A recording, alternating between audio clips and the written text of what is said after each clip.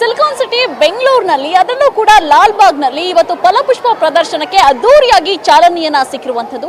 ಪ್ರತಿ ವರ್ಷ ಕೂಡ ಒಂದೊಂದು ಥೀಮನ್ನ ಇಟ್ಕೊಂಡು ಲಾಲ್ ಬಾಗ್ನಲ್ಲಿ ಸಾಕಷ್ಟು ಫಲಪುಷ್ಪ ಪ್ರದರ್ಶನಗಳು ಈವರೆಗೂ ಕೂಡ ನಡೆದಿದೆ. ಅಂದ್ರೆ ಇದು 216ನೇ ಫಲಪುಷ್ಪ ಪ್ರದರ್ಶನ ಆಗಿರೋದ್ರಿಂದ ಸ್ವಲ್ಪ ವೆರೈಟಿಯಾಗಿ ತೋರ್ಸೋಣ ಅಂತ ನಮ್ಮ ಡಾಕ್ಟರ್ BR ಅಂಬೇಡ್ಕರ್ ಅವರ ಜೀವನ ಚರಿತ್ರೆಯನ್ನ ಈ ಬಾರಿಯಾಗಿ ಅನಾವರಣಗೊಳಿಸಿರುವಂಥದ್ದು ನೋಡ್ತಾ ಇರಬಹುದು.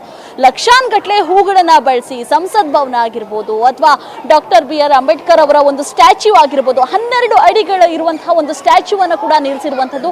ಸಾಕಷ್ಟು ಗರಿಮೆಯನ್ನ ಹೊಂದಿರುವಂತಹ ಡಾಕ್ಟರ್ BR ಅಂಬೇಡ್ಕರ್, ನಮಗೆ ಗೊತ್ತಾ ಇದೆ, ಸಂವಿಧಾನವನ್ನ ಬರೆದಿರೋದಾಗಿರ್ಬೋದು, ರಾಜಕೀಯದಲ್ಲಿ ಒಂದು ತೊಡಗಿಸ್ಕೊಂಡಿರೋದಾಗಿರ್ಬೋದು, ಜೊತೆಗೆ ಬೌದ್ಧ ಧರ್ಮಕ್ಕೆ ಕನ್ವರ್ಟ್ ಆಗಿರೋದಾಗಿರ್ಬೋದು, ಪ್ರತಿ ಒಂದು ಡಾಕ್ಟರ್ BR ಅಂಬೇಡ್ಕರ್ ಅವರನ್ನು ಹುಟ್ಟಿದಾಗಿಂದ ಕೂಡ ಅವರು ಮರಣವನ್ನ ಅಪ್ಪೋ ತನಕ ಕೂಡ ಪ್ರತಿ ಒಂದರ ಜೀವನ ಚರಿತ್ರೆಯನ್ನ ಕೂಡ ಈಗ ಅದರಲ್ಲೂ ಹೂಗಳಲ್ಲಿ ಅಲಂಕಾರಗೊಳಿಸಿರುವಂಥದ್ದು ದೃಶ್ಯಾವಳಿಯಲ್ಲಿ ನೋಡ್ತಾ ಇರ್ಬೋದು. ಎಷ್ಟು ಬಗೆಯ ಹೂಗಳಿದೆ ಅನ್ನುವಂಥದ್ದು ನಿಜವಾಗ್ಲೂ ಇದುವರೆಗೂ ಕೂಡ ಪ್ರತಿ ಬಾರಿ ಕೂಡ ಅಂದ್ರೆ ಡಾಕ್ಟರ್ BR ಅಂಬೇಡ್ಕರ್ ಅವರ ಒಂದು ಜೀವನ ಚರಿತ್ರೆಯನ್ನು ಹೊರತುಪಡಿಸಿದ್ರೆ ಕಳೆದ ಬಾರಿ ಏನು ನಾಡಪ್ರಭು ಕೆಂಪೇಗೌಡ ಅವರ ಬೆಂಗಳೂರನ್ನ ಕಟ್ಟಿಕೊಟ್ಟಂತಹ ಹಿಸ್ಟ್ರಿ ಆಗಿರ್ಬೋದು, ಜೊತೆಗೆ ಏನು ಡಾಕ್ಟರ್ ರಾಜ್ಕುಮಾರ್ ಅವರ ಒಂದು ಜೀವನ ಚರಿತ್ರೆ ಆಗಿರ್ಬೋದು, ಪ್ರತಿ ಬಾರಿ ಕೂಡ ಒಂದು ವೆರೈಟಿ ಆದಂತಹ ಒಂದೊಂದು ಬಗೆಯಾದಂತಹ ಒಂದು ಫಲಪುಷ್ಪ ಪ್ರದರ್ಶನವನ್ನ ಏರ್ಪಡಿಸ್ಕೊ ಬಂದಿರುವಂಥದ್ದು.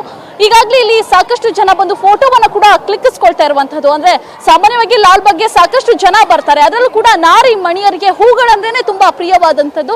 ಇಲ್ಲಿ ಬಂದು ಸೆಲ್ಫಿಯನ್ನ ಕೂಡ ಕ್ಲಿಕ್ಕಿಸ್ಕೊಳ್ತಾ ಇದ್ದಾರೆ. ಸದ್ಯ ನಾನೀಗ ಅವ್ರನ್ನ ಮಾತಾಡಿಸ್ತಾ ಹೋಗ್ತೀನಿ. ಮೇಡಮ್, ಇವತ್ತು ಲಾಲ್ ಬಾಗ್ನಲ್ಲಿ ಫಲಪುಷ್ಪ ಪ್ರದರ್ಶನ ನಡೀತಾ ಇದೆ, ಅದು ಕೂಡ ವಿಶೇಷವಾಗಿ ಸಂವಿಧಾನ ಶಿಲ್ಪಿ ಡಾಕ್ಟರ್ BR ಅಂಬೇಡ್ಕರ್ ಅವ್ರದ್ದು. ಎಷ್ಟು ಖುಷಿ ಆಗಿದೆ ಮ್ಯಾಮ್? ತುಂಬಾ ಸಂತೋಷ ಆಗ್ತಾ ಇದೆ. ಸಮಾಜಕ್ಕೆ ಒಂದು ಒಳ್ಳೆಯ ಒಂದು ಇದು ಸಿಗ್ತಾ ಇದೆ, ಸಂದೇಶ ಸಿಗುತ್ತೆ ಚಿಕ್ಕ ಮಕ್ಕಳಿಗೆ. ಎಸ್ಪೆಷಲಿ ನಮ್ಮ ಸಂವಿಧಾನ ಶಿಲ್ಪಿ ಅಂಬೇಡ್ಕರ್ ಅವರ ಜೀವನ ಮತ್ತು ಅವರ ಜೀವನ ಚರಿತ್ರೆ ಕಂಪ್ಲೀಟ್ ಒಂದು ಅನಾವರಣ, ಅದು ಸುಂದರ ಹೂಗಳ ಮುಖಾಂತರ.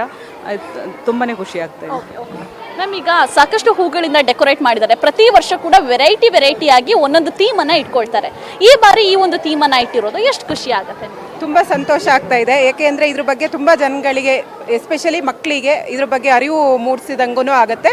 ಮತ್ತು ಪೇಟೆ ಅಂದರೆ ಇಲ್ಲಿ ಬೆಂಗಳೂರಿನ ಸುತ್ತಮುತ್ತ ಇರೋರಿಗೆ ಇದು ಒಂದು ನೋಡೋಕ್ಕೆ ಒಂದು ದಿನದ ಖುಷಿಗೂ ಅವಕಾಶ ಆಗುತ್ತೆ. ಫ್ರೆಂಡ್ಸ್ ಬಂದಿದ್ದೀವಿ. ಸರ್ಕಾರಕ್ಕೆ ಈಗಾಗಲೇ CM ಅವರು ಉದ್ಘಾಟನೆ ಮಾಡಿದ್ದಾರೆ. ಸರ್ಕಾರಕ್ಕೆ ಏನು ಹೇಳ್ತೀರಾ? ಪ್ರತಿ ವರ್ಷ ಕೂಡ ಇದೇ ರೀತಿ ನಡೆಸಲಿ ಅನ್ನೋದು ನಿಮ್ಮ ಆಶಯನ ಏನು, ಹೆಂಗೆ ಅಂತ? ಪ್ರತಿ ವರ್ಷ ನಡೆಸ್ತಾ ಇದ್ದಾರೆ, ಮುಂದೆನೂ ನಡ್ಸ್ಕೊಂಡು ಹೋಗ್ತಾರೆ ಅಂತ ನಂಬಿಕೆ. ವಸಂತಿ. ಸಹನಾ.